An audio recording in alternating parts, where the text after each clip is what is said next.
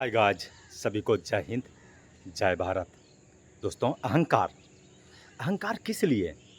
क्या इसलिए कि मैं सबसे अच्छा हूँ, सर्वोत्तम हूँ, सर्वश्रेष्ठ हूँ?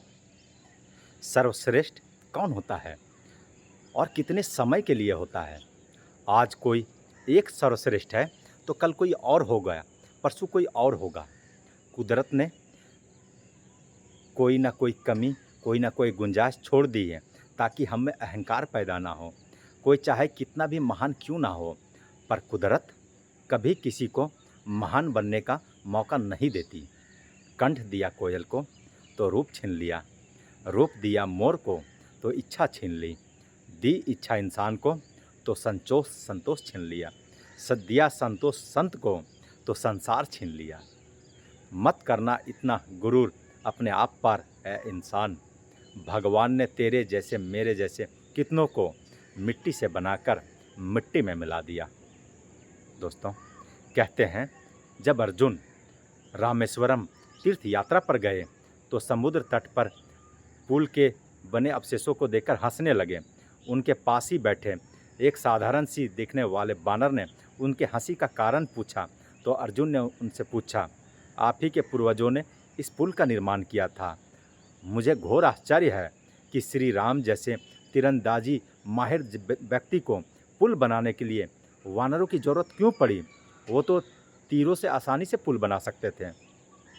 इस पर वो बानर ज़ोर ज़ोर से हंसने लगा। उसने कहा, हे महानायक, यदि आपको पता होता कि उस समय के वानर कितने शक्तिशाली और बलवान थे तो आप ऐसा मूर्खतापूर्ण प्रश्न कभी ना पूछते। मैं तो एक साधारण बानर हूँ, पर मैं ये शर्त लगाता हूँ कि सर्वश्रेष्ठ धनुर्धर भी यहाँ अपने तीरों से पुल बनाकर तो मैं उसे तोड़ दूँगा। अर्जुन को ये बात पूरी तरह चुभ गई। अर्जुन ने कहा, मैं ही हूँ इस युग का सर्वश्रेष्ठ धनुर्धर। मैं निर्माण करूँगा अपने तीरों से इस पुल का जिसे कोई नहीं तोड़ सकता। फिर क्या था? अर्जुन ने निकाले तरकस से तीर और बना डाला एक पुल। वो नन्हा सा बानर कूदता हुआ आया और छलांग लगाकर उस पुल पर दो चार छलांगों में ही पुल को गिरा दिया। घोर आश्चर्य की बात थी अर्जुन के लिए। उन्होंने कहा, मैं फिर से पुल का निर्माण करूंगा। इस बार अगर पुल टूटा तो मैं चिता में कूद जाऊंगा। अर्जुन ने एक बार फिर असंख्य तीरों से एक मजबूत पुल बनाया, पर परिणाम फिर वही निकला। उस नन्हे से वानर ने फिर से उस पुल को तोड़ दिया। अर्जुन बहुत लज्जित हुए। उन्होंने चिता तैयार की और कूदने के लिए चल पड़े। अचानक कहीं से एक युवक आया और अर्जुन से चिता में कूदने का कारण पूछा। सब बात जानकर उस युवक ने कहा, तुम्हारे इस मुकाबले में कोई निर्णायक था ही नहीं, तो निर्णय कैसे हुआ? निर्णायक के बिना मुकाबला कैसा? इस बार मैं उपस्थिति में पुल बनाओ। अर्जुन ने तीसरी बार पुल बनाया। वानर फिर फुदकता हुआ आया और घोर आश्चर्य की बात, पुल टस से मस नहीं हुआ।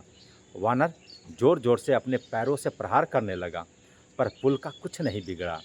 अब उस नन्हे बालक ने क्रोधित होकर शक्तिशाली रूप धारण करना आरंभ कर दिया। वास्तव में वो बानर कोई और नहीं बल्कि श्री राम भक्त हनुमान थे।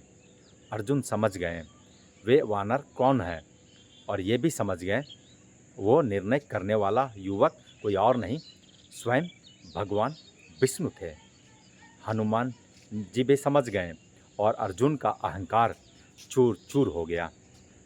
हनुमान जी को भी अपने व्यवहार पर खेद हुआ।